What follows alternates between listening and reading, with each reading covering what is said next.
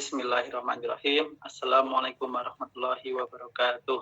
Waalaikumsalam warahmatullahi wabarakatuh. Alhamdulillahirabbil alamin. Wassalatu wassalamu ala asrofil anbiya wal mursalin wa ala alihi washabihi wasallim. Amma ba'd. Asyhadu alla ilaha illallah wahdahu la syarikalah wa asyhadu anna Muhammadan abduhu wa rasuluh. La nabiyya wala rasula ba'da. Amma ba'd. Yang kami hormati dosen mata kuliah Metodologi Studi Islam, Bapak Afif, dan yang kami sayangi karena Allah, teman-teman sekalian. Insya Allah kami di sini tugas kelompok akan membedah jurnal yang membahas tentang Islamic Studies dalam konteks global dan perkembangannya di Indonesia. Oke, next.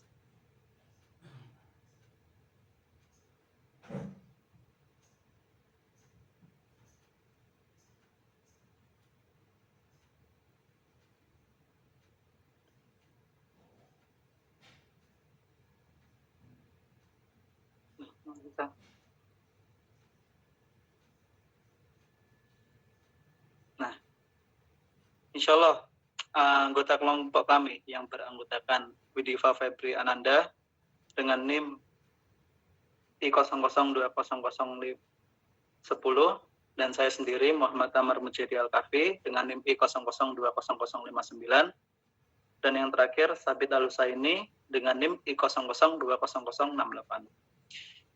Kami pada tugas kelompok ini dipandu oleh dosen pengampu kami yaitu Bapak Afif L. Asfahani, SE, MSc. Ya, insya Allah teman-teman kita akan langsung masuk ke materi yaitu tentang latar belakang. Latar belakang studi Islam merupakan bidang studi yang mengkaji segala kajian mengenai Islam. Studi ini terbilang sudah cukup tua. Pasalnya secara embrional studi Islam ini mulai dirintis pada abad 13 Masehi, yaitu setelah terjadinya perang antara Eropa dengan kaum muslimin yang lebih dikenal dengan nama Perang Salib. Studi ini berkembang pesat hingga menjadi disiplin ilmu yang sangat diminati pada abad ke-20 Masehi. Studi Islam atau yang juga dikenal sebagai Islamic Studies atau Dirasa Islamiyah ini mulanya dilakukan oleh orang Barat untuk meneliti ajaran Islam melalui studi orientalisme. Menurut beberapa teori, tujuan dilakukannya studi Islam adalah agar orang Barat dapat menaklukkan Timur serta alat penyebaran agama Kristen.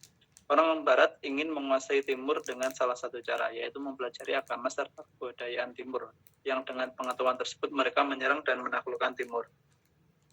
Semakin berkembangnya studi Islam hingga akhirnya menjadikan sarjana-sarjana Muslim mempelajari Islam menurut pandangan orang Barat dengan cara belajar di universitas-universitas yang ada di Eropa maupun Amerika. Tidak terkecuali juga sarjana Muslim Indonesia. Dosen-dosen yang mengajar di sana pada umumnya adalah ahli-ahli di bidang ketimuran. Bahkan beberapa adalah orang yang mempelajari cara mendalam kajian-kajian tentang Islam. Meskipun nyatanya mereka bukanlah pemeluk agama Islam. Karena pada dasarnya sarjana Muslim ini ingin mempelajari Islam dari sudut pandang orang Barat atau non-Muslim. Sehingga setelah mereka menamatkan studinya, mereka kemudian kembali ke negara asalnya untuk kemudian mengajarkan apa yang mereka dapatkan.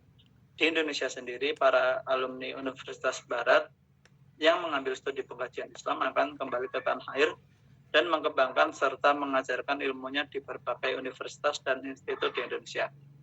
Realitasnya, di Indonesia kajian Islam atau studi Islam lebih banyak diajarkan di IAIN karena sebagian besar dosen-dosennya adalah alumni dari universitas di Barat. Oke, kita masuk ke rumusan masalah. Rumusan masalah yang diangkat oleh kelompok kami, yang pertama yaitu bagaimana konsep Islamic Studies, studi Islam dalam konsep global. Yang kedua, bagaimanakah perkembangan Islam Studies di Indonesia. Yang ketiga, bagaimana konsep Islamic Studies yang ditawarkan Zainal Abidin. Oke, tujuan dari penelitian ini yaitu yang pertama, mengetahui dan memahami tentang Islamic Studies dalam konsep global. Yang kedua, memahami dan mengetahui bagaimana perkembangan Islamic Studies di Indonesia.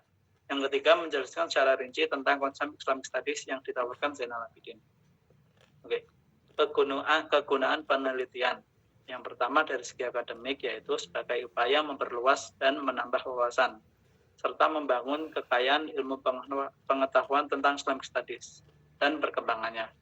Kegunaan kedua, yaitu segi praktis, manfaat bagi penulis dan pembaca adalah karya ini tidak hanya memberikan pembelajaran dan pengetahuan, tetapi juga ruptur sejarah dalam konsep Islamic Studies, baik di luar maupun di dalam Indonesia. Keluaran yang diharapkan dari tugas kelompok kami Bedah Jurnal ini ialah keluaran yang diharapkan dari makalah Bedah Jurnal ini adalah bisa menjadi referensi dalam pemahaman Islamic Studies, pembelajaran Islam. Metode penelitian. Dalam penelitian ini yang digunakan merupakan metode penelitian dengan menggunakan pendekatan studi pustaka. Studi pustaka ialah sebuah metode pengumpulan informasi dan data yang diperlukan dengan bantuan berbagai sumber pustaka seperti buku, dokumen, artikel, catatan, dan kisah-kisah yang telah menjadi sejarah. Hasil penelitiannya berupa data dalam bentuk penelitian kualitatif.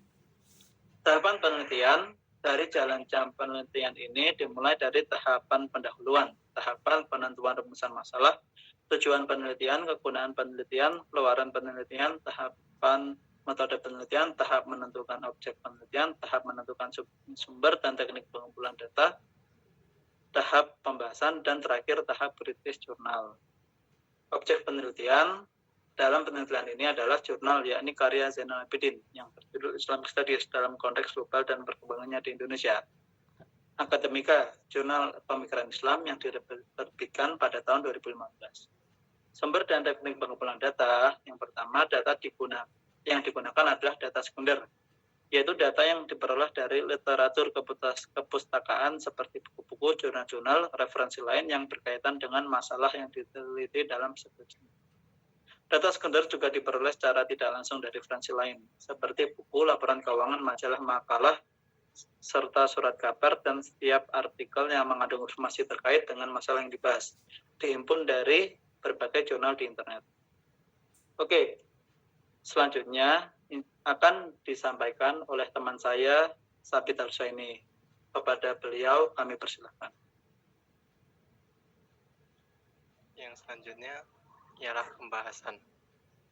pembahasan dari jurnal yang dikarang oleh Zainal Abidin menyatakan bahwa studi orientalisme tidak bisa dipisahkan dengan disiplin studi Islam, karena dalam konteks sejarahnya studi Islam memang menjadi salah satu bahan kajian studi ketimuran atau orientalisme modern. Meskipun demikian, dalam perkembangan selanjutnya studi Islam telah menjelma menjadi disiplin ilmu yang bukan hanya secara akademik dipelajari di perguruan tinggi di Barat, tetapi ia juga dipelajari di berbagai perguruan tinggi di negara-negara Muslim di dunia.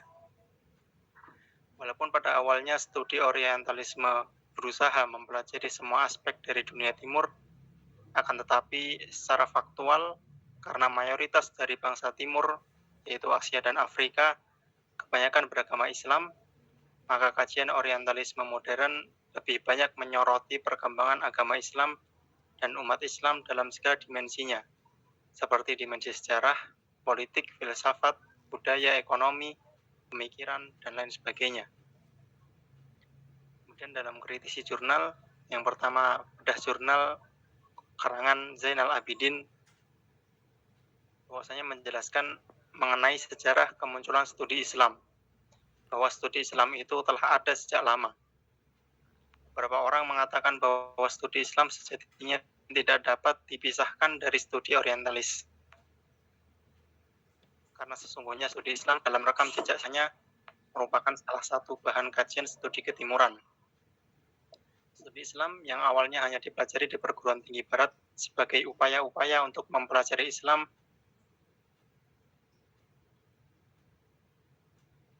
dan budaya timur, di samping tujuannya juga di daerah jajahan Barat. Kemudian studi Islam ini mulai dipelajari juga di perguruan tinggi di negara-negara Muslim di dunia. Kemudian kata penulis, studi Islam berkembang makin besar sehingga banyak mahasiswa-mahasiswa dari berbagai belahan dunia mempelajarinya.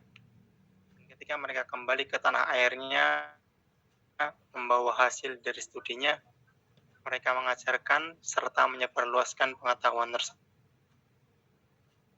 tersebut. Tidak dipungkiri pun Indonesia.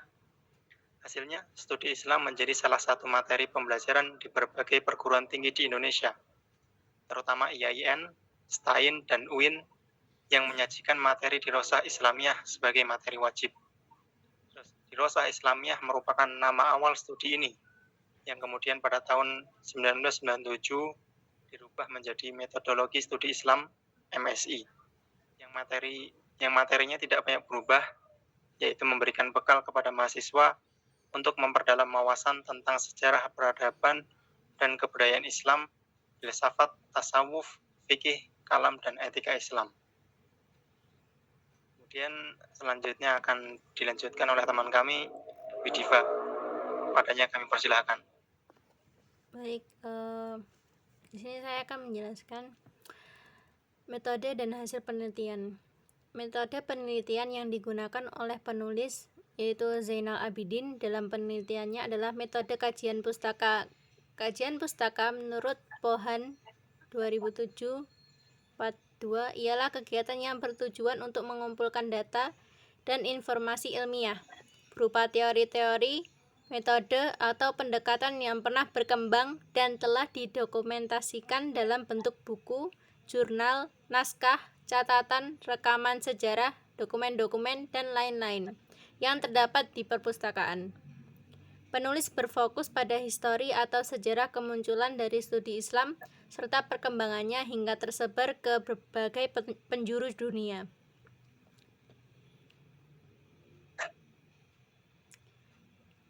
Kesimpulan yang disimpulkan dari penulis bahwa sejarah studi Islam memang ada.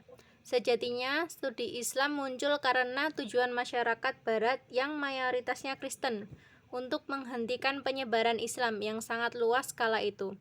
Sehingga studi Islam mulai diadakan guna mempelajari segala hal yang berkaitan dengan Islam atau masyarakat Timur.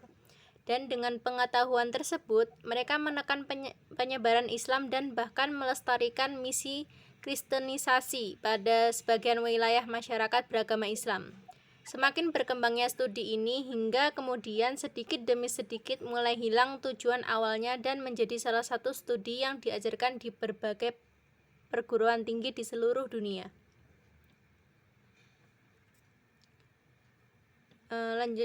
Selanjutnya, kritisi dengan jurnal pendukung. Penelitian yang dilakukan oleh Zainal Abidin tidak menjelaskan mengenai apa-apa saja objek dalam studi Islam. Di antara objek dalam studi Islam sebagaimana yang disebutkan oleh Ardi Kusumawardana dalam penelitiannya yang berjudul Upaya Pengembangan Kajian Islam Melalui Pendekatan Sejarah, ialah seluruh hal yang membicarakan mengenal Islam, mulai dari tingkat wahyu berupa nas, hasil pemikiran ulama, sampai pada praktik yang dilakukan masyarakat muslim. Atau dalam pandangan Charles C. Adam yang membagi menjadi 11 bidang, yaitu Arab pra-Islam, Nabi Muhammad SAW, Al-Quran, hadis, kalam, hukum Islam, filsafat, tasawuf, aliran Islam, peribadatan, dan agama rakyat. Sehingga disimpulkan bahwa studi Islam adalah kajian dari berbagai unsur-unsur yang terdapat di dalam agama Islam, yakni wahyu, Al-Quran, dan hadis, pemahaman teks, dan praktik masyarakat Islam. Fungsi dari mengkaji studi Islam melalui pendekatan sejarah yang disebutkan oleh Nugroho Notosusanto yang dinukil oleh Afroni tahun 2019 dalam penelitiannya yang berjudul Pendekatan Sejarah dalam Studi Islam ada 4, yaitu yang pertama fungsi rekreatif. Fungsi rekreatif yaitu fungsi ini menekankan pada upaya untuk menumbuhkan rasa senang untuk belajar dan menulis sejarah. Yang kedua, fungsi inspiratif. Fungsi ini terkait dengan proses untuk memperkuat identitas dan mempertinggi dedikasi sebagai suatu bangsa. Yang ketiga, fungsi instruktif, yaitu sejarah sebagai alat bantu dalam proses pembelajaran. Yang keempat, fungsi edukatif. Sejarah dapat dijadikan sebagai pembelajaran dalam kehidupan sehari-hari manusia. Melalui pendekatan sejarah, seseorang diajak menukik dari alam idealis ke alam yang bersifat empiris dan mendunia. Dari keadaan tersebut, seseorang akan melihat adanya kesenjangan atau keselarasan antara yang terdapat dalam alam idealis dengan yang ada di alam empiris atau historis. Sekian yang dapat kami sampaikan. Selanjutnya saya kembalikan kepada moderator.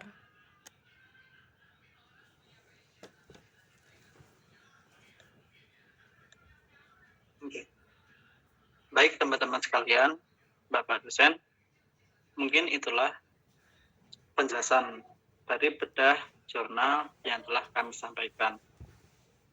Kami pribadi sekelompok mengucapkan afwan jidan bila mana dari yang kami sampaikan dan materi yang telah kami share tadi masih banyak kurangnya atau kurang lengkap. Yang terakhir kami ucapkan syukron jazakallah khair atas perhatian Bapak dosen dan teman-teman sekalian atas penjelasan presentasi yang kami jabarkan tadi. Mungkin itu saja yang dapat kami sampaikan untuk penjelasan berkas jurnal pada kali ini. Bila taufik wal hidayah, waridwainayah. Wassalamualaikum warahmatullahi wabarakatuh. Waalaikumsalam warahmatullahi wabarakatuh. Waalaikumsalam warahmatullahi wabarakatuh.